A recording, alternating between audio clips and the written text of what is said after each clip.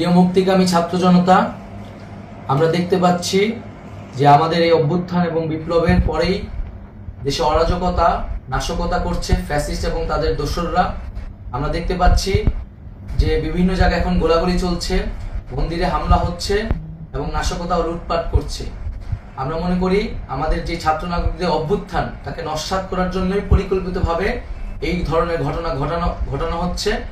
আমরা মুক্তিকামী ছাত্র জনতাকে সজাগ এবং সতর্ক থাকতে আহ্বান জানাচ্ছি এবং আমাদের যে অন্তর্বর্তীকালীন সরকার, আমরা সেই সরকারের যে প্রস্তাবনা 24 ঘন্টার সময় নিয়েছিলাম, জরুরি পরিস্থিতি মোতাবেক আমরা এখনই তার একটি রূপরেখা ঘোষণা করছি।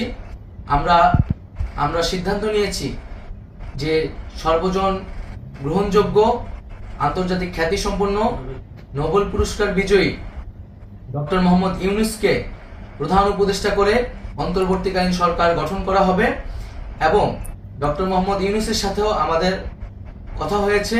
তিনি ছাত্র জনতার আহ্বানে বাংলাদেশকে রক্ষা করতে এই গুরুদায়িত্ব নিতে সম্মত হয়েছে। আমরা সকালের মধ্যেই আমরা এই সরকার গঠনের প্রক্রিয়া দেখতে চাই। রাষ্ট্রপতির কাছে আহ্বান থাকবে যে দ্রুত সময়ের মধ্যে ডক্টর মোহাম্মদ ইউনূসকে প্রধান উপদেষ্টা করে অন্তর্বর্তীকালীন সরকার গঠন করা হোক এবং এই অন্তর্বর্তীকালীন সরকারের বাকি সদস্যদের নামও আমরা সকালের মধ্যে ঘোষণা করব।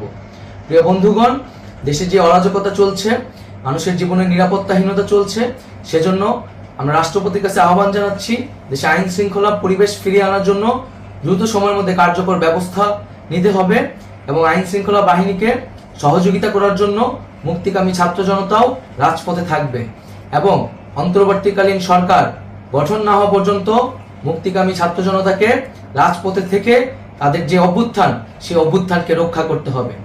প্রিয় বন্ধুগণ, আমরা রক্ত দিয়েছি, শহীদ হয়েছি। আমাদের যে প্রতিশ্রুতি একটি নতুন বাংলাদেশ গঠন করার জন্য, সেটিকে আমাদের অবশ্যই বাস্তবায়ন করতে হবে এবং অবশ্যই ছাত্র জনতার প্রস্তাবিত সরকার বাদে কোনো ধরনের সরকার কিন্তু মেনে নেওয়া হবে না। আমরা বলেছি কোনো ধরনের সেনা শাসিত সরকার অথবা সেনা সমর্থিত সরকার অথবা এই ফ্যাসিস্টদের দোসরদের কোনো বি টিম সরকার কিন্তু আমরা মেনে নেব না। কোনো গণবিরোধী সরকারকে মেনে নেওয়া হবে না। ছাত্র জনতার অভ্যুত্থানকারী যে প্রস্তাবিত সরকার, অন্তর্বর্তীকালীন সরকার, যেটা আমরা সিদ্ধান্ত উপনীত হয়েছি ডক্টর মোহাম্মদ ইউনূসকে প্রধান উপদেষ্টা করে এই সরকার গঠন করা হবে, সেই সরকারকেই বাস্তবায়ন করতে হবে অবিলম্বে। আগামীকাল সকাল থেকে সকলকে আহ্বান জানাচ্ছি রাজপথে থাকার জন্য এবং আমাদের যেই সাম্প্রদায়িক সম্প্রীতি এবং রাষ্ট্রীয় সম্পদ রক্ষা কমিটির ঘোষণা হয়েছে বৈষম্যবিরোধী ছাত্র আন্দোলনের নেতৃত্বে, সকল পাড়ায় পাড়ায় এলাকায় এলাকায় সেই কমিটি পাহারায় থাকবে। আমাদের সংখ্যালঘু কমিউনিটিকে আমাদের রক্ষা করতে হবে, রাষ্ট্রীয় সম্পদ এবং এই দেশকে রক্ষা করতে হবে আমাদের।